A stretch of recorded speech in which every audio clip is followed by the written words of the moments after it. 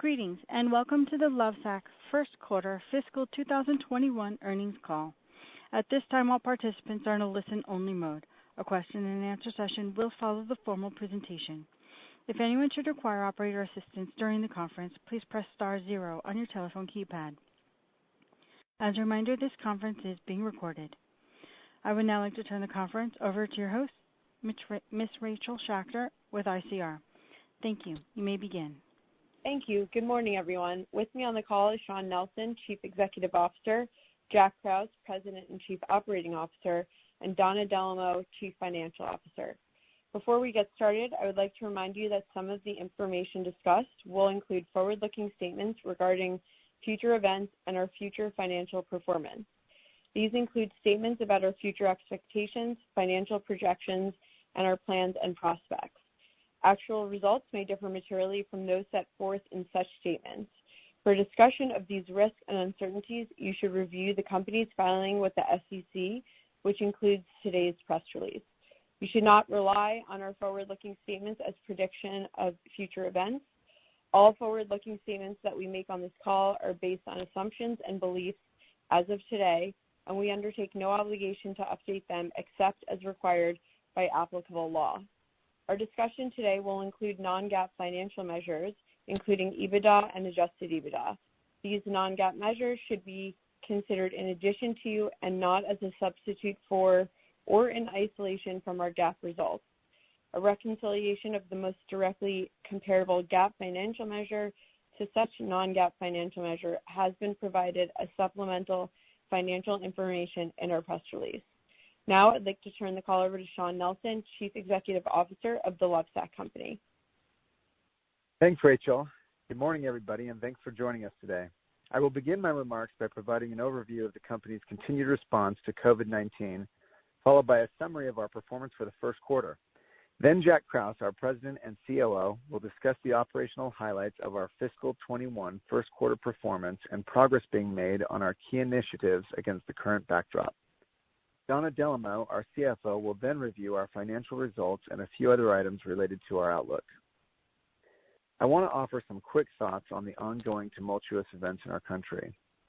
Of course, we have previously addressed the COVID-19 pandemic on both a human level and in terms of the impact on our business. We are so grateful for the first responders, healthcare workers, and essential workers who are on the front lines of this battle. We love and appreciate you and are committed to doing all we can to continue to lend our support. Secondly, but no less importantly, the health and safety of our associates and customers continues to be our number one priority. To that end, all of our showrooms remain closed for approximately half of the quarter beginning March 17th through the end of the first quarter. As customers spend more time at home, we responded with a rapid and successful pivot to a web-only model, resulting in very strong e-commerce performance in the face of showroom closures. More recently, of course, the nationwide civil unrest in the wake of the appalling Minneapolis event that tragically is not an isolated incident has caused further dislocation. Let me just say this. From the boardroom to the break room, we are heartbroken that the country continues to endure the painful legacy of racism, and we are eager for action to solve it. As for the tangible impact on our business, firstly, we are grateful for our team members who are safe. We have not sustained store damage, but the unrest has somewhat complicated our store reopening planning. Though it has not changed our fundamental approach, namely, as the economy begins to reopen and the unrest dissipates, we are going to approach our own reopenings in a measured manner, adhering to local regulations and strict health and safety standards. This means not being a leader when it comes to the pace of reopenings, and instead deploying a phased reopening plan, which Jack will discuss in more detail in just a moment. Not only is this the right thing to do for our associates and customers, but we are fortunate that the continued strength of our e-commerce performance affords us the opportunity to be far more deliberate in our approach to reopening, taking into account myriad factors. Turning to our Q1 results, we reported Q4 results a little over 6 weeks ago, and at that time provided detail on our Q1 quarter-to-date results through April 12th. We are very pleased that the aggregate 400% e-commerce POS transaction dollar increase we saw post-showroom closure through that date, as we referenced on our last call, was more than just a trend. It reflects a fundamental business advantage of a company with multi-channel selling discipline and logistical expertise in its DNA. Through the end of Q1, we saw total company sales growth of 33% versus last year. This post-showroom closure performance, particularly in the month of April, illustrates the strong customer appeal of our changeable, flexible, sustainable, upgradable, and shippable designed-for-life seats and sides that are driving market share gains, with Sac sales also showing strong growth of 63% and Sactionals of 33%. It also reflects the agility and execution of the entire Lovesac team, who adapted swiftly to the rapidly changing operating conditions. And I want to extend my deepest appreciation to every one of our team members for their effort. We are, of course, cognizant of the need to complement this top-line growth with the kind of operational excellence that yields sustained profitability and bottom-line improvement. Our headwinds in this respect include, most notably, the impact of tariffs, which was the primary contributor to a 110 basis point decline in gross margin versus last year, before the tariffs were elevated to the current levels. I do want to reiterate that we have taken and will continue to take aggressive steps to mitigate the tariff impact. We are currently manufacturing the vast majority of our Sactionals inserts in Vietnam and Malaysia, regions that are outside the purview of the special tariffs. We are still manufacturing the majority of our sewn goods, Sac inserts, to be imported and filled in Texas, along with Sac and Sactionals covers in China. We are actively milling fabric for some of these items in Indonesia now, and will be doing some sewing of these goods in Vietnam by the end of Q2, and receiving goods in Q3. Of the production that still remains in China now, all first costs have been discounted significantly to mitigate much of the impact of tariffs. So we continue to see gradual recovery at the gross margin line, even as we face some expected elevated costs in our distribution network, namely FedEx rate hikes and near-term deleveraging as we expand to multiple warehouses. Last quarter, we stated that we expect gross margin recovery from tariff pressure to take about 8 quarters. We still expect a gross margin recovery, but given the unforeseen disruptions, like the inability to travel abroad right now, which has slowed our resourcing efforts a bit in the nearest term, as well as some movements in timeline for our warehouse initiatives caused by the pandemic disruption, the recovery may take slightly longer than we originally anticipated. From a profitability perspective, our adjusted EBITDA loss of $5.7 million was only $1 million below Q1 last year, despite having our entire showroom fleet closed for half the quarter. This reflects our proactive and purposeful steps in the wake of the pandemic to reduce our cost structure, preserve liquidity, and run as lean as possible without compromising operational excellence. Importantly, our liquidity remains strong, as we previewed on our call in April. As of the end of Q1, we had $45.5 million in cash, no debt, and $11.4 million in availability under the line of credit. During the quarter, we focused on reducing expenses, working capital, and capital expenditures, as Donna will discuss. We continue to prioritize cash preservation, which, combined with our strong liquidity, provides us with the financial flexibility to continue to successfully weather this period. Thus far, in fiscal Q2, we have reopened 89 of 91 showrooms as of today, in some format, many still virtual or appointment only.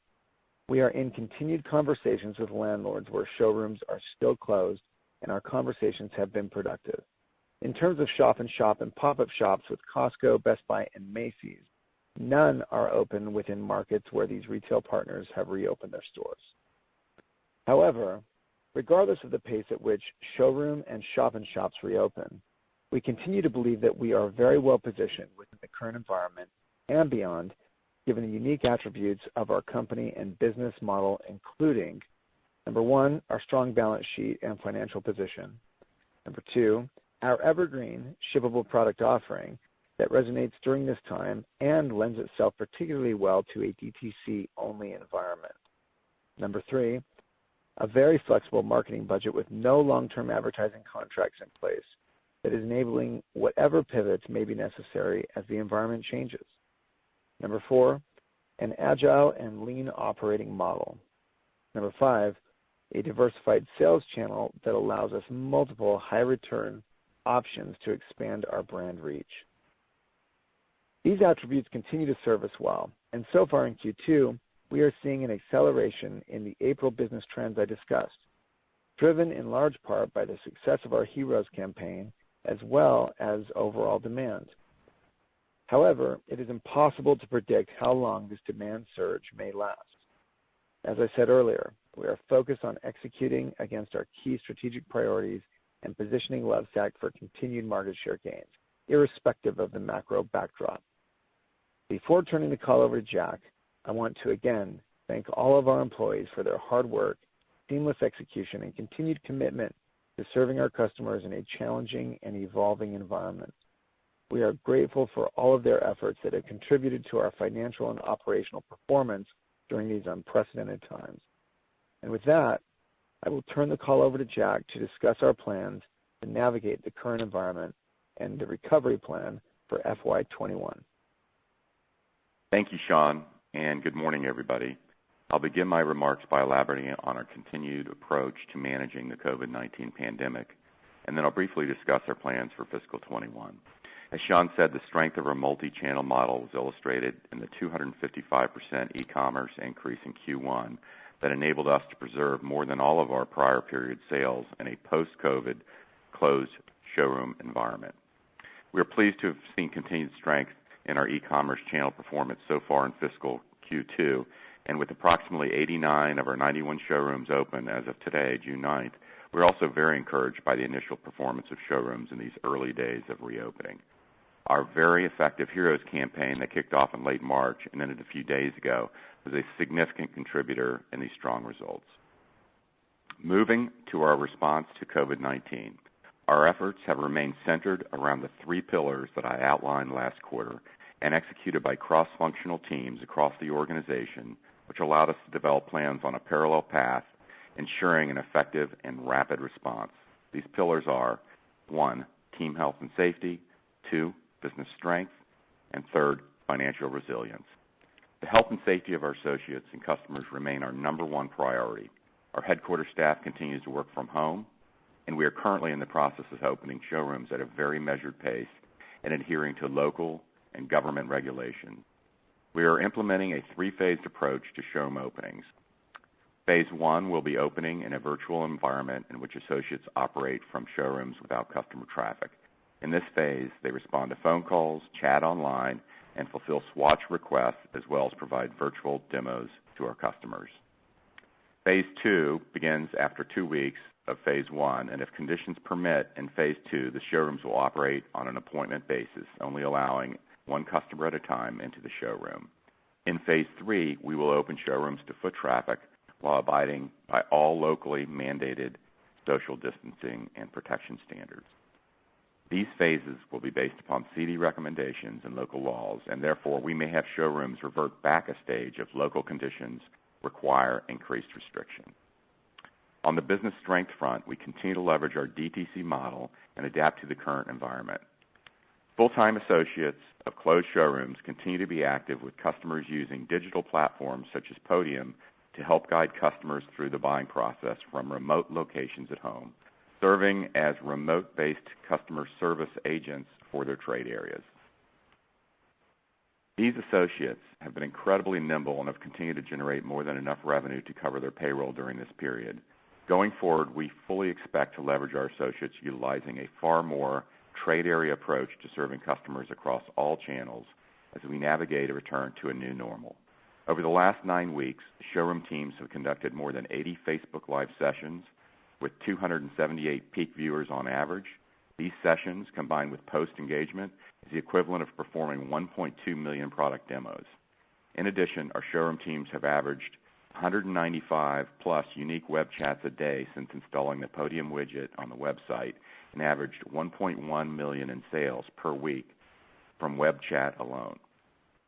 On the marketing front, we continue to increase our communication focus on the Lovesac value-added services, including free shipping, returns, risk-free trial periods, and increased availability of swatches. Also, in recognition of the incredible contribution of our essential workers, we launched our Heroes campaign in the first quarter, which started on 4/3/20 and ended on 5/31/20, with the redemption period still continuing through middle of this June. This campaign has offered 40% off to all frontline workers and has seen very strong traction.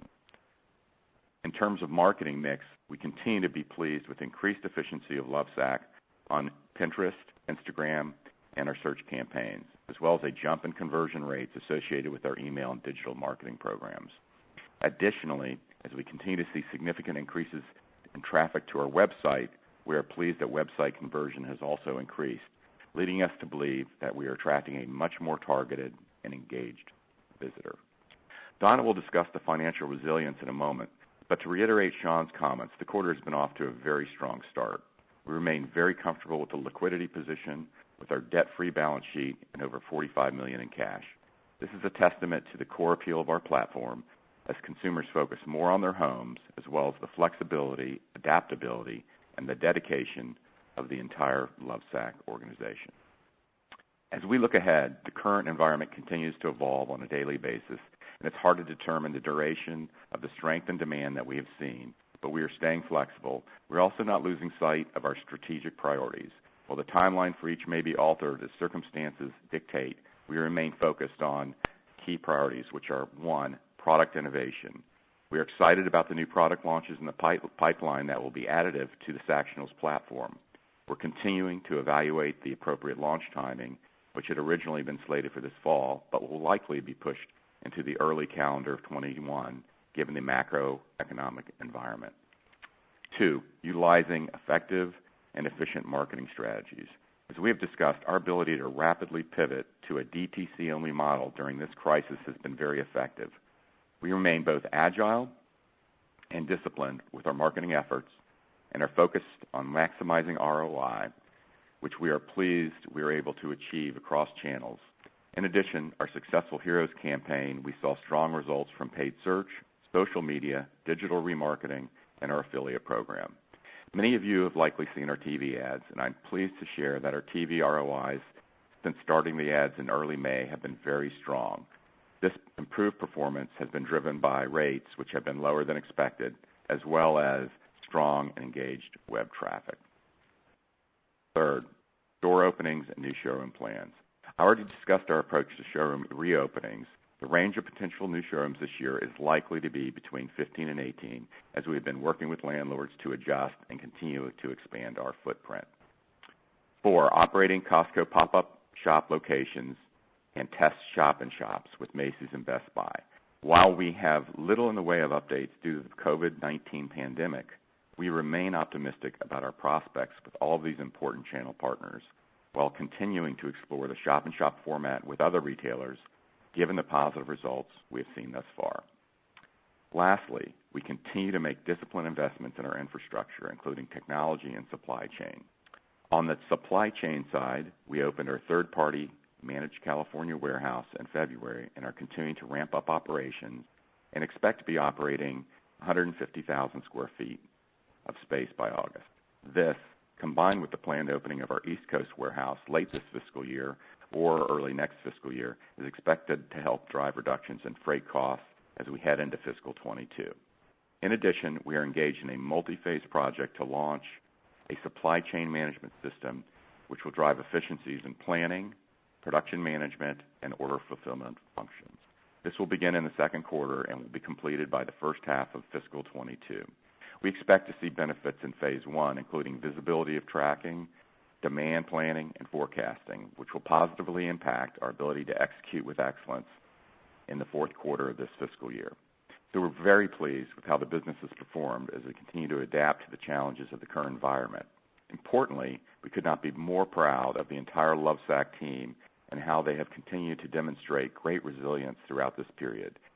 As encouraged as we are by the strong e-commerce trends we've seen in this environment, we do expect a moderation given that our Heroes campaign I discussed earlier has ended and as our showrooms continue to reopen.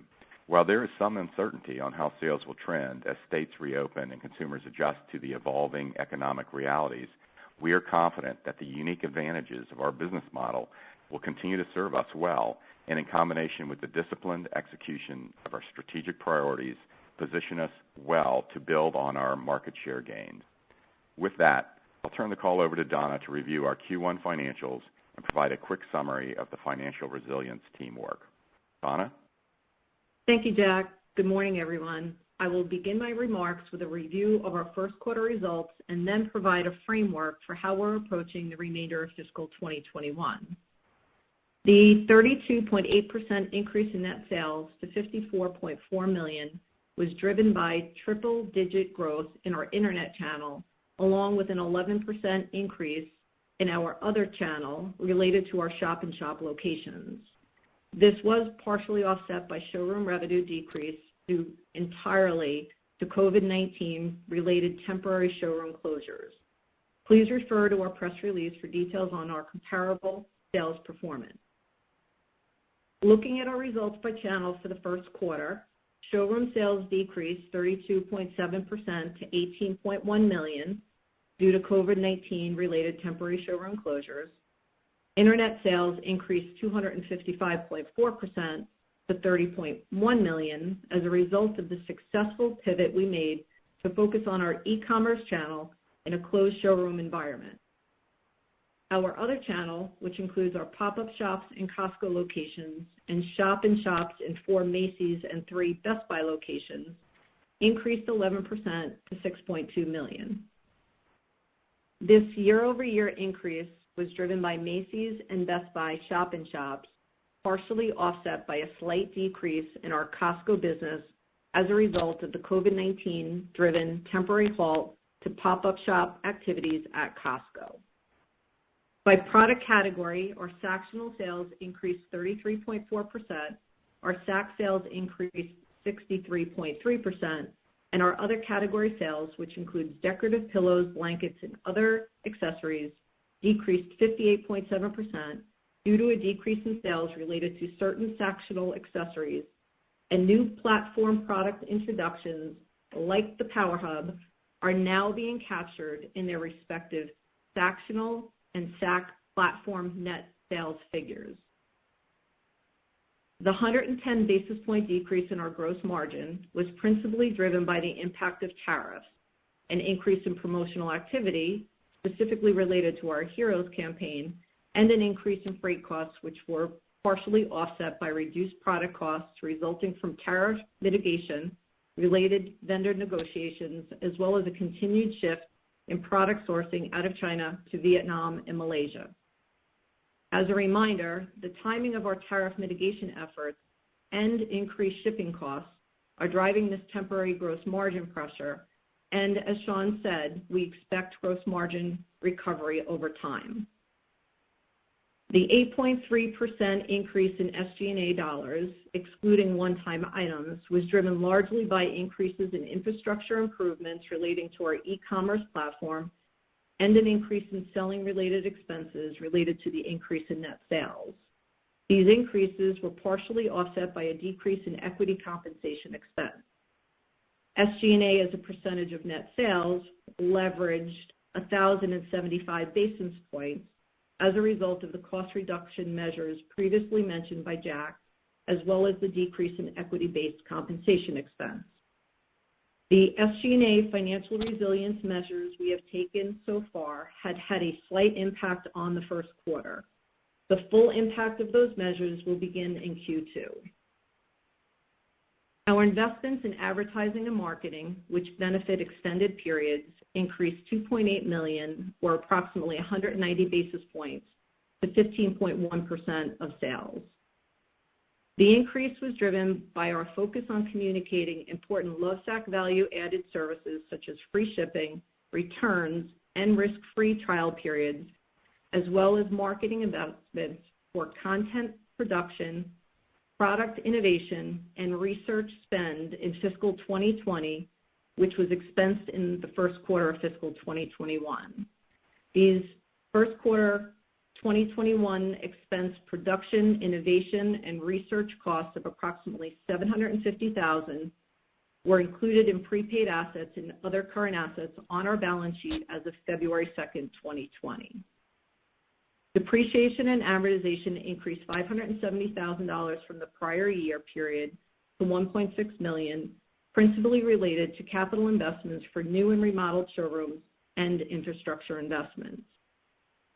In the first quarter of fiscal 2021, operating loss was $8.4 million as compared to an operating loss of $9.3 million in the first quarter of last year, driven by the sales increase and SG&A leverage I just discussed. Our net interest income for the first quarter was $56,000. Tax expense in the first quarter of fiscal 2021 and 2020 was not material, and it was related to minimum state income tax liability.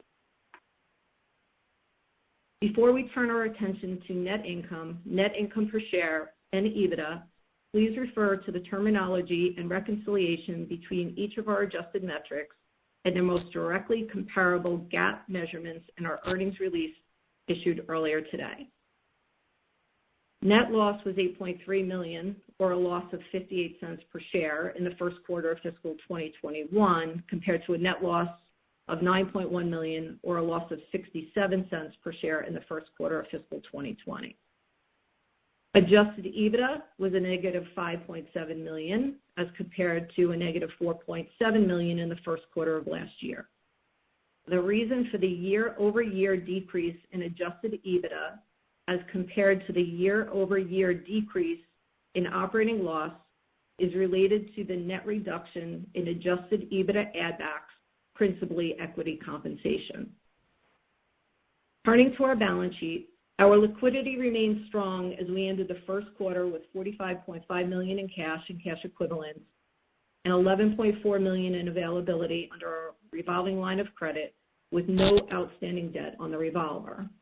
This is better than expected by about $10 million as POS transactions exceeded our projections for Q1. Ending inventory increased 8.1% year over year, driven by higher sales and an increase in capitalized freight and warehousing costs related to tariffs and increased inventory levels.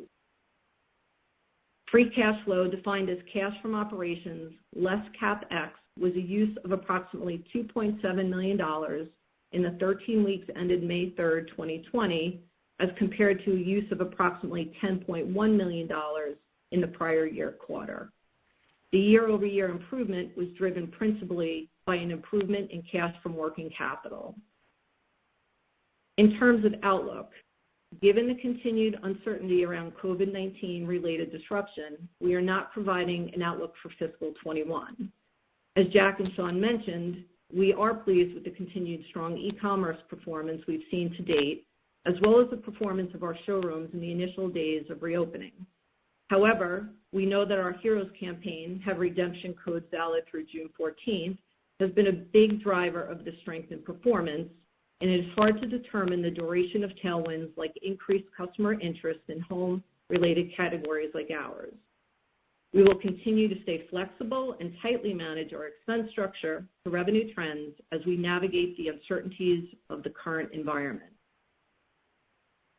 Our quarterly operational cash burn for Q2 and Q3 of this fiscal year is expected to be lower than the corresponding prior year periods, and we expect to end our fiscal year with a healthy cash balance and no borrowings under our line of credit. We still expect to generate cash from working capital this year through accounts receivable, inventory reductions relative to sales volume, and vendor-approved extended payment terms. Our expectations reflect that CapEx will be in the $12 to $14 million range, with 15 to 18 planned new showroom openings for the year. With the business trends we are seeing, our continued cost and cash management discipline, our debt-free balance sheet, and strong liquidity position, we feel confident in our financial strength, our ability to successfully navigate the current environment, and position Lovesac for a continued market share gain. With that, we would now like to turn the call back to the operator, who can open it up for questions. Operator? Thank you. At this time, we'll be conducting a question and answer session. If you'd like to ask a question, please press star 1 on your telephone keypad. A confirmation tone will indicate your line is in the question queue. You may press star 2 if you'd like to remove your question from the queue. For participants using speaker equipment, it may be necessary to pick up your handset before pressing the star key. Our first question comes from the line of Thomas Forte with D.A. Davidson. Please proceed with your question. Great. Thanks for taking my question. 2 questions, and I'll get back in the queue. So the first one is, I wanted to know if you can give some additional thoughts on the new tools in your tool shed you've learned during the pandemic, such as essentially your telesales effort, and how you may employ them in the future when your showrooms are fully reopened. Hey, Tom. Thanks for the question. I'll take that. This is Jack. I think it's definitely changed our perspective on the way we look at our showrooms. And in fact, the nomenclature really inside of the company really is in terms of moving from showroom employees to trade area employees. I think it has a dramatic impact on the way we think about a lot of things. So I think it has an incredible ability to make us more efficient as a company as we think about utilizing our largest pool of employees to flex up and down between service and sales and other activities. So it's really been an eye-opener for us. The other thing I think that's been really an eye-opener for us is how quickly we can transform from a sort of a traffic-dependent company to a destination company. And when you do that, that opens all kinds of opportunities. So a lot of things we're analyzing.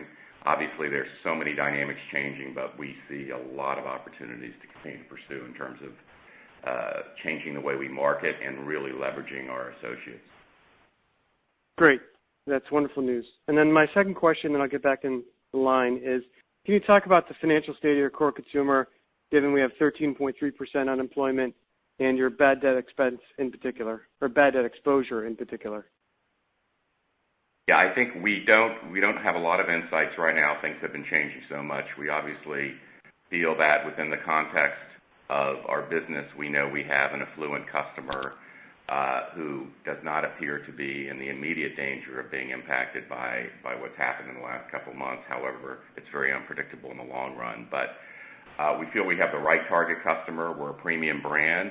And so as much as that can help to insulate us, I think we feel good. But there are so many unknowns out there in terms of what's going to happen in the next 6 months. Good. I have some more, but I'll get back in the line. Sorry, Donna. Tom, and as far as bad debt, we have minimal, if any, exposure. The majority of our sales are done through credit cards. Even our Synchrony Financial credit card, which is about 40% of our volume, is the financial burden is on Synchrony. We do not bear that burden. And our wholesale receivables are principally Costco, so we don't feel that there's any risk there at all either. Great. Thank you. Our next question comes from the line of Brian Nagel with Oppenheimer. Please proceed with your question. Hi, good morning. Very nice quarter. Good morning. Congratulations on managing a tough environment really well. So the first question I want to ask is, if we look at this continued surge in online sales, and I know it's hard to break it out. You mentioned in the prepared comments the positive impact of the Heroes campaign. So maybe you could, one question would be to size that if you can better. But also, as we look at, is there any way to know how the portion of customers that are coming new to the Lovesac brand? And then as you think about that, is that more the split between just kind of the overall shifting dynamic within retail, that more people spending time at home, versus some of the changes you've made to your own marketing going more digital? Yeah, I think there's a lot of, I'll try to answer that question, and Shawn and Donna, you guys here. I think there's a lot of, number one, our new customer count was pretty dramatic in the first quarter. So we saw the highest level of new customer in terms of increase quarter over quarter that we've seen since we've been recording it. So we saw almost a 60% increase in new customers. So clearly, I think that indicates that during the disruption of the brick and mortar environment, we became a real go-to. And I think obviously that disruption will will be reduced in the next couple of months, but I think there are some lasting effects that will stay on us forever. So that happened now. So we really have two groups of customers we're talking about. We're talking about new customers coming into us through disruption, and then we have groups of customers that we know put off purchases due to showrooms being closed, and as they open, we're seeing those trade areas open as well. I think what this tells us is the way we're thinking about this is that showrooms are always going to be important. And, well, let me put it this way. Touch feel points will be important for people who buy $4,000 to $6,000 products. Knowing now that we can drive our business as a destination business redefines what a touch feel point is, whether it's a shop and shop, whether it's a strip location, whether it's even a person who does a demo at somebody's house. We're really opening our minds up in terms of what does it look like in terms of creating the touch feel points that we need to have in an effective way and mix them with a marketing plan now that we know we can drive our business as a destination business. So there's a lot up there, and there's a lot of tailwinds we've had too. So quite frankly, in the last couple of months, we've had lowered ad rates and increased interest, obviously, in nesting and increased returns on our e-com business. We don't know what's going to happen in the next couple of months in terms of the short-term dynamics, but we do believe the trends we're seeing allow us to really be smarter as we go forward and think about our real estate strategy. We will continue to have shop and shops and showrooms, but I think we'll be very aggressive in the way we think about negotiating in the future. Mm-hmm. And then the follow-up question I had, Jack, or for anyone really, is and again, I know it's early, but as you're starting to reopen your showrooms and considering some of the adjustments you have to make now for sort of say a post-COVID world, could there be any type of significant shift in the expense infrastructure of the showrooms? I don't think there's anything that I could say at this point. I think the answer is no. I think what we'll do is, in the way we're thinking about our business and our service model and our showroom model, we will get an increased ability to leverage our expenses and to grow without raising the rates of labor as we go forward. So I think we'll become more efficient as we grow, but other than that, nothing dramatic. Got it. Appreciate all the color. Thank you. Thank you. Thank you. Our next question comes from the line of Maria Ripps with Canaccord Genuity. Please proceed with your question. Great. Thanks for taking my question. I just wanted to ask about your advertising and marketing spend. And so can you just maybe update us on your thoughts around brand spending in general? Do you still see that as a big opportunity for the company? And how should we think about the level and progression of ad spend as we move through the year? And then I have a follow-up. Thanks. In general, a couple things, and I think Donna mentioned them in her script. There was a pretty big increase in spend over prior year in the first quarter, and a lot of that had to do with prepaids moving out of the last year into this year. So as we're currently looking at spend, we're still looking at a normalization around marketing spends to be anywhere between 10 to 13% of the total business. We're not seeing a need for a dramatic change. In fact, ROIs are actually going up right now, so we're in a real good place where we're able to manage our spends very efficiently and getting higher ROIs actually in the first quarter than we have seen to date. So I think that bodes well as we go forward and see our business accelerating, but not having to depend on outsized marketing growth. Got it. And secondly, did you have any online Costco events in Q1, and are there any sort of expectations for the rest of the year? I think we had one event. Donna, are you? One event. We will have online events with Costco. We are working with Costco in terms of our road show. Obviously, with the pandemic, all kinds of organizations have changed their priorities. So Costco has changed some of their priorities, and obviously their mixes and merchandising mixes have changed. So we've been put on hold with them, but in terms of the performance prior to the pandemic, and our expectation go forward is that we will likely be re-engaging and getting that business going in the second half of the year. But I can't give you any insights specifically. Great. Thank you. Thank you. Our next question comes from the line of Matt Koranda with Roth Capital Partners. Please proceed with your question. Hey, guys. Good morning. Thanks for taking the question. Just wanted to see if I could follow up on some earlier questions. How important was the Heroes campaign in terms of sales mix to your Q1? And as that rolls off, do we replace that campaign with something else heading into Q2? And would the benefit from an additional campaign sort of accrue to the showroom or online side of the business? The Heroes campaign. So the Heroes campaign was very important. As we look at May, it ramped up to becoming over 50% of sales for the high volume weeks prior to Memorial Day. So we do expect, obviously, to lose a percentage of that momentum as we come out of Memorial Day. We've reflected that in our internal plans and our spending, but we don't foresee ourselves needing to depend on events like the Heroes event throughout the year. It may be something we do based on market conditions, but the one thing I would say is we don't see discounts increasing in the second half of the year at any rate that would be any different than what you've seen thus far. Okay, and on the showroom or online front, in terms of accrual to the benefit of which side of the business, where did you see, I guess, the biggest benefit? Obviously, I guess it would come from e-com this last quarter. And I think a couple things. I think, online is definitely where the impact came in, I think, because there was obviously marketing focused on those target groups, and the access online was dramatically higher than obviously showrooms. So I think proportionate to everything that happened in the quarter, that was dramatically driven by online.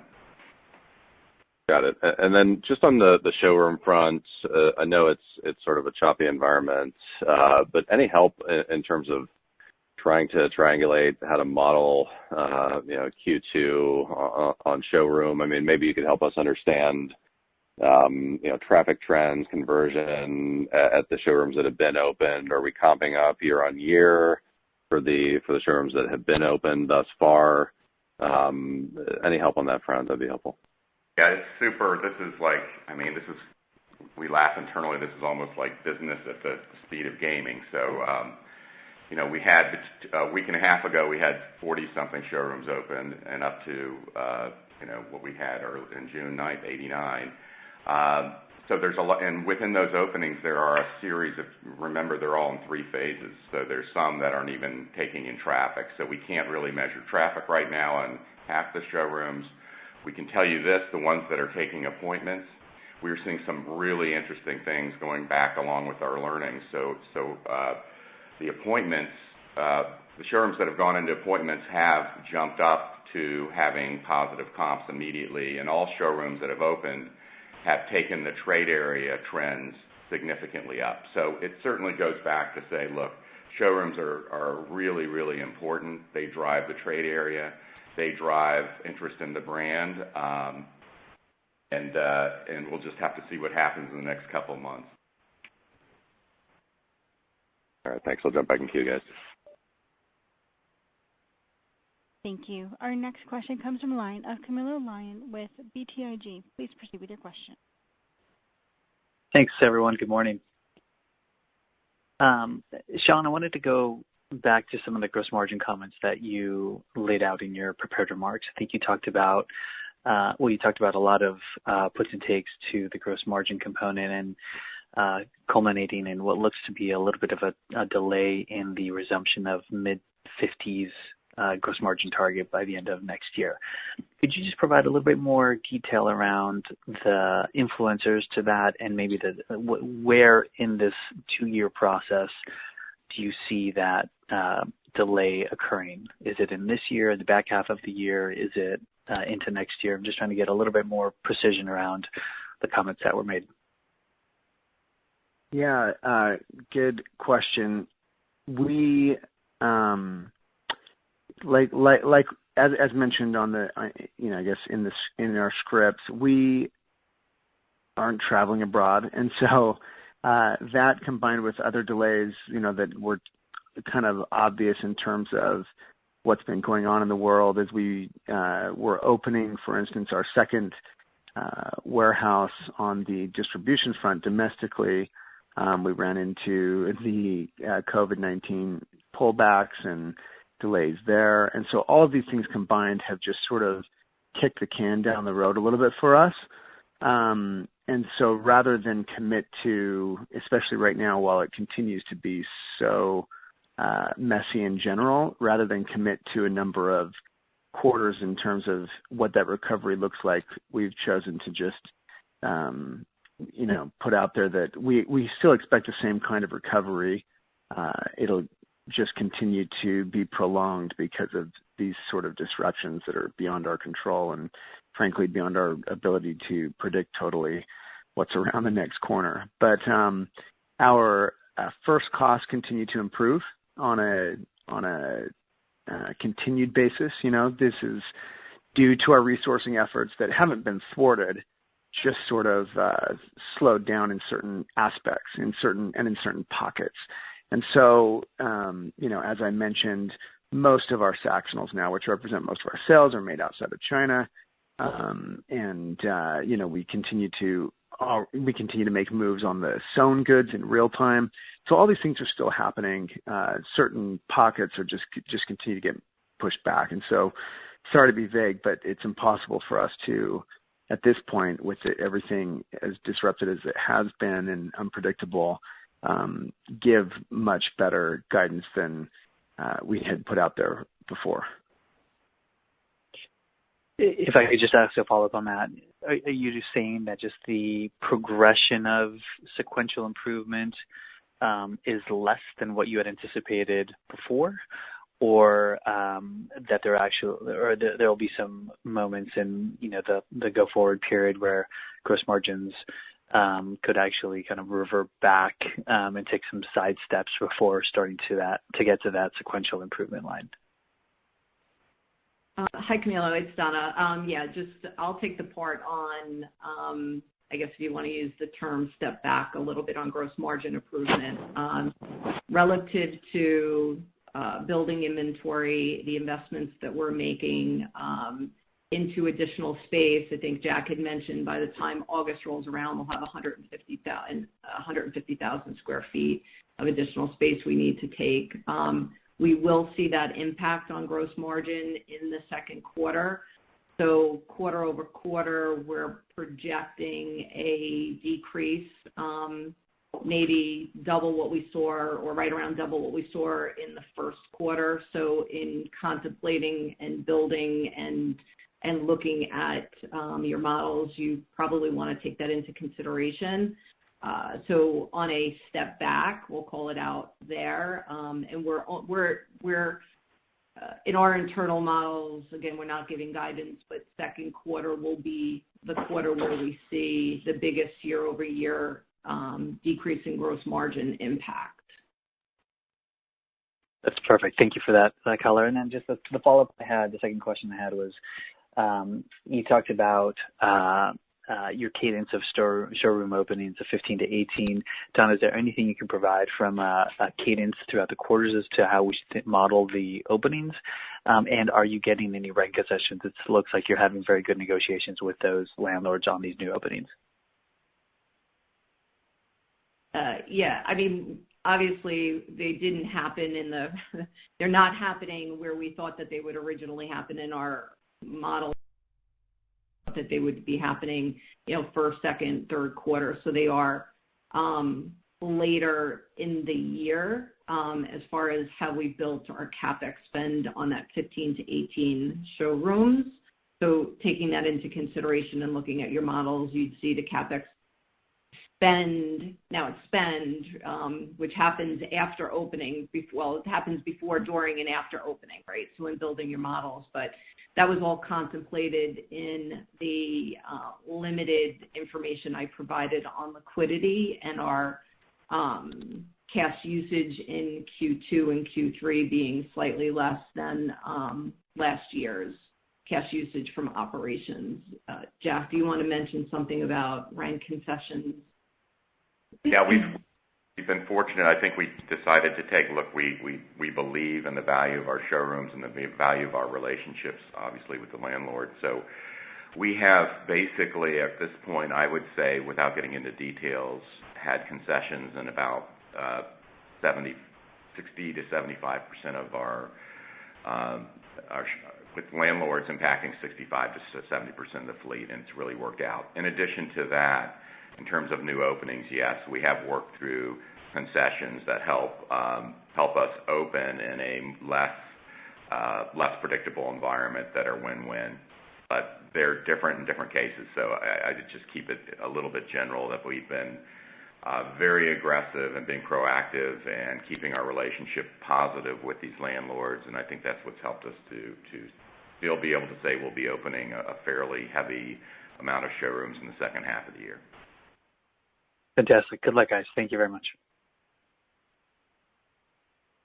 Thank you. Our next question comes from the line of Alex Fuhrman with Craig-Hallum Capital Group. Please proceed with your question. Hi, guys. Thanks for taking my question, and congratulations on such a strong quarter during these difficult times.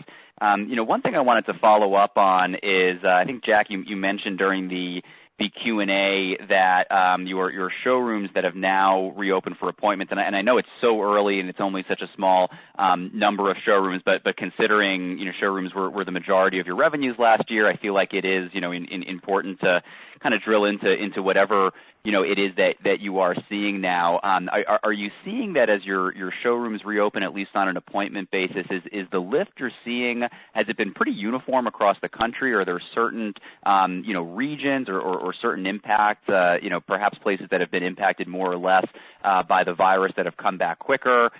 Just curious what you're seeing and what we could perhaps expect to see as more of your showrooms start to move through the three phases of reopening that you've laid out.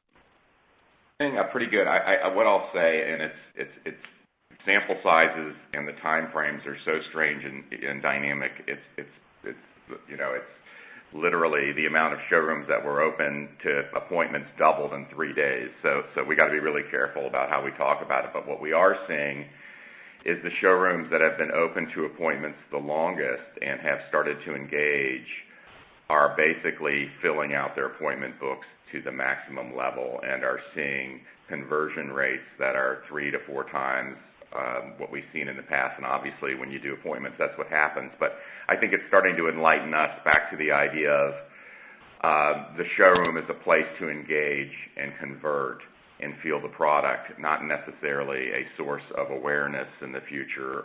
And I think what we are seeing and getting amazing feedback from our associates is the one-on-one engagement is creating possibly a better brand experience. So there are a lot of silver linings we're trying to work out through this process.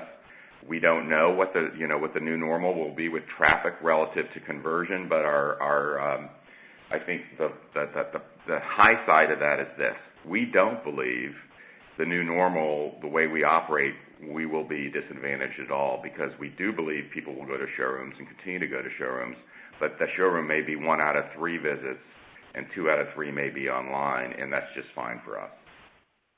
Great. That's really helpful. And then just a quick follow-up, if I could. I'm curious where all of the leads for these appointments have been coming from. Is it mostly people that have been interacting with your customer service online? I noticed that you're not exactly hanging big grand opening banners of we're back open, come to the store, which certainly seems smart. So just curious where you've been getting this pipeline of appointments coming from, and if you think that can last through the year. Yeah, I think it's 2 areas. I think one is obviously there will be a boost in the short run of pent-up demand by people who had been engaged with the showroom employees and basically put off their decision. And we know at some point, roughly 6 weeks ago, 30 to 40% of our people who had been in showrooms are holding off a purchase because they wanted to come back. So we know we're going to get that lift. However, we are seeing significant increases in our ability to use, the podium and the digital chatting to talk to our customers. So literally, what I think I described it last time, but literally it enables a customer, if someone's going online in their area, to talk to the showroom leader, and that showroom leader can set up an appointment with them through a chat and then basically start the relationship there and bring them into the showroom. So I think the power of the chat has really surprised us, and the way it synergizes with e-commerce as well as just even making appointments has continued to please us. So a lot of positives out of it, but we just don't know how it's going to work as things start to settle down with the post-COVID, economy. Sure, that makes sense. Thank you very much.